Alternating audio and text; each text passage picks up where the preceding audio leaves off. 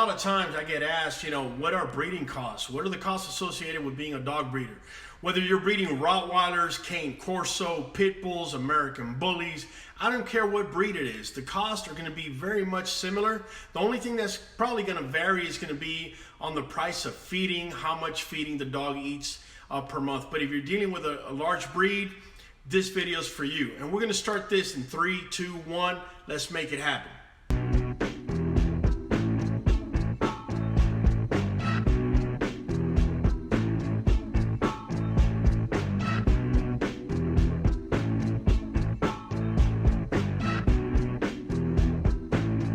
First things first that we need to be looking at, fam, is going to be homeowners insurance. Typically, it runs you about $150 a year. It gets you about $1 million worth of coverage. Also, you need to be aware of your local and government rules as to how many dogs you can have before you have to register as a full-fledged breeder. The next cost that you're going to be looking at is going to be your facilities. I don't know if you can see it here, but we're talking about $6,000 just for a cement slab. We're talking about a 25 by 40 foot cement slab.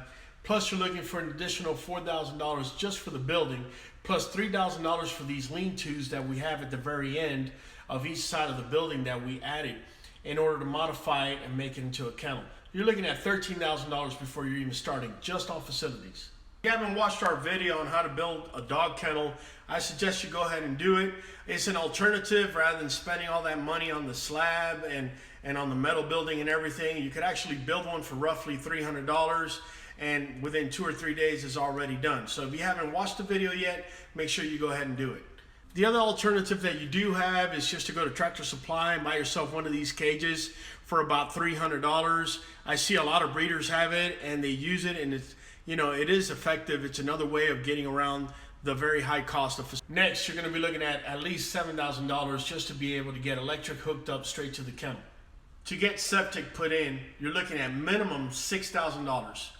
That's just so that you can keep your kennel clean and everything, going smooth.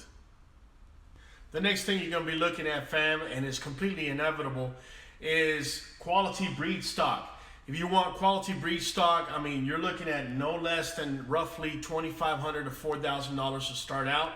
And depending on how many dogs you have, then the numbers are going to be working for or against you in the short, medium, or long term. Vaccines is one of the cheapest things, fam. Each pup is going to run you about $100 initially, and then it's going to run you about $30 a year to get the rabies booster. The other thing that's going to run you a little bit is going to be registrations, whether for the ABKC or for the UKC, as well as the microchip. You're looking at it all adding up to roughly about $120, $150. It's really well worth it. I do encourage everybody to get their dogs microchipped. The other thing you're going to see yourself spending money on, fam, is going to be leashes, collars, and things of that nature, as well as toys and just miscellaneous costs. Another thing that a lot of people fail to plan for is reoccurring charges. Whether you're feeding raw or you're feeding kibble, whether you're deworming every single month, whether you're using wood shavings or hay, whether the electric bill is going up because it's too cold, you got to keep them warm, or it's too hot, you got to have fans or air conditioning on. Whether it means that you got to up your internet service so that you're able to provide videos, whether it's live stream or whatever the case may be. These are all reoccurring charges and you must plan for them. If you guys haven't done so, make sure you tune in to the Bully Pit. It's our podcast. And I've got these 3 studs up here because that's actually the next cost that you got to be worried about. If you're starting out with a female only model, you need a plan for a stud. If you notice, that's probably going to be one of your most efficient ways to start because the male is probably going to be costing more than the actual studding. So your next cost is going to be a stud. You choose which one it is. You're looking at roughly $2,000 to $2,500. Also, once you've secured that stud, you got to do sperm transportation, which is going to run you all together through the Canine Express box and maybe overnighting through FedEx. You're looking at roughly about $150. Fam, regardless of the breed, if you haven't done artificial insemination yet, I do recommend that you check out our video, American Bully Dogs XL American Bully Breeding.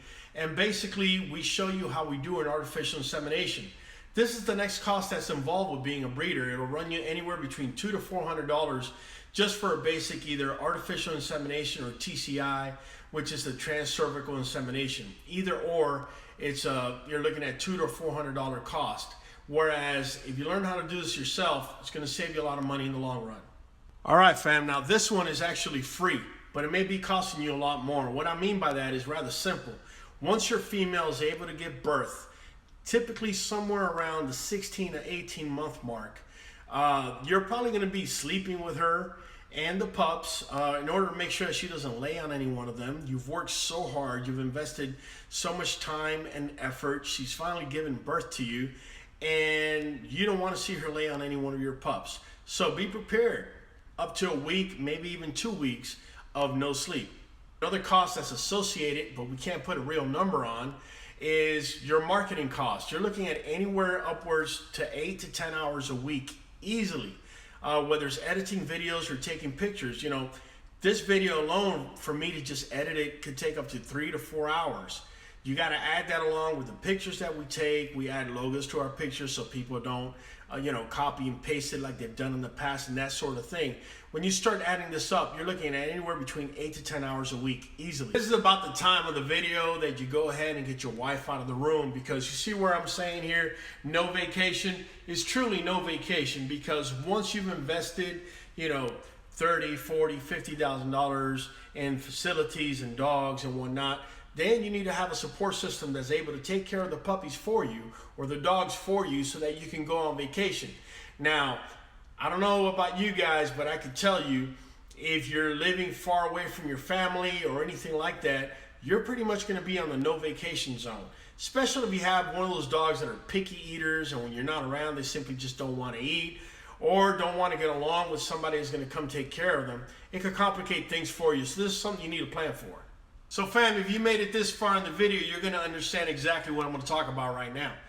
You see, when you're able to produce that litter and you produce nothing but fire and people are interested in your pups, they're going to come running and they're going to tell you, hey, I want to get your first pick. Just that simple. For them, it's just a number. But then you realize that for the breeder, it's been blood, sweat, and tears. I mean, how do you quantify lack of sleep? How do you quantify no vacation? How do you quantify all the work that you put into your pups and training them and bringing them up? How do you quantify all that? You really can't. And this is one of the main reasons, why I get a bunch of people calling or contacting me and wanting first pick from us. You already know what the answer is, fam. This is my chance as a breeder to be able to bring the best potential gene into my gene pool that I'm already establishing over here in my yard. This is why it's so important as a breeder to keep the very best so that you can improve your breed, and now you can understand, whether you're a breeder or you're just a dog lover or whatever the case may be, you can understand why it is that we will never give that pick up. So we're going to break it all down for you here real quick. We're going to do both the expensive route and the cheap route for those of you that want to start out with a facility. First and foremost, you're looking at homeowners insurance, $150 we had stated. You're looking at a facility, roughly about $13,000 if you're looking to put a concrete slab and metal buildings and things of that nature. You're looking at $7,000 to get electric put in and $6,000 for septic. You're also looking at $4,000 for a breeding stock. We're only talking about one dog, just to throw a projection. And also $100 for vaccines. You're looking for 3 to 4, so we're going to say $400 worth of miscellaneous cost. And then lastly, $150 for registrations and also for the microchip. You're looking at a total of $30,250. That's starting out with a facility. Obviously, it makes no sense to start out with a facility unless you're going to be starting out with 8+ dogs. Then it absolutely makes sense at that point. If you're going the cheaper route, or if you're starting out a lot smaller and then you're going to grow eventually, you could do it where you're starting out with either a metal kennel or even a wood kennel, like we had said. We're looking at $300 for that. You don't have to worry about electric, and you don't have to worry about septic, but you still have to pay about roughly $4,000 for a breed stock dog. So again, we're only doing this projection for one particular dog. So you're looking at $4,000 for a breed stock dog, $100 for vaccines, $400 for miscellaneous, $150 for registration and for microchip. In total, you're looking at $5,100 startup cost, just one dog. Okay. Then you have to take into account that the female is not going to be ready to produce for you, monetarily that is, until she's 18 months old. The male will be able to be studded out, but for all intents and purposes, we're going to set his date at 14 months. Now, I know he can impregnate at 12 months, but his sperm count and everything else is not solid until he's 14 months. So we're going to use that for this particular model. So with that being said, if you're feeding raw, you're going to be looking at these numbers for a female and these numbers for a male. If you're looking at kibble, you're going to be seeing those numbers for a female and those numbers for a male. In addition to that, you know you got to deworm every month. That's the same cost across the board. And then also if you use wood shavings or hay, you're going to be having that cost regardless if it's a male or a female. In addition, this much for internet and this much for electric. Okay, and it may vary a lot more whether you live too far north or too far south. All in all, you're looking at a startup cost if you're feeding a female raw of $10,950, fam. $11,000 dogs. This is where you start. So fam, if you haven't done so yet, I want to welcome you to go ahead and download our QBN app. It's going to give you information on upcoming breedings, if a pup becomes available. Also, we have educational in there. Also, if you want to get in touch with me for any type of consultation, if you're about to buy a high-priced puppy, you want me to break it down for you, whatever the case may be. Also, I want to go ahead and give a special shout-out to all of our affiliates. As you can see here, this has been Raul from QBN Kennel telling you to raise your game and stay in your lane. Catch you on the next one.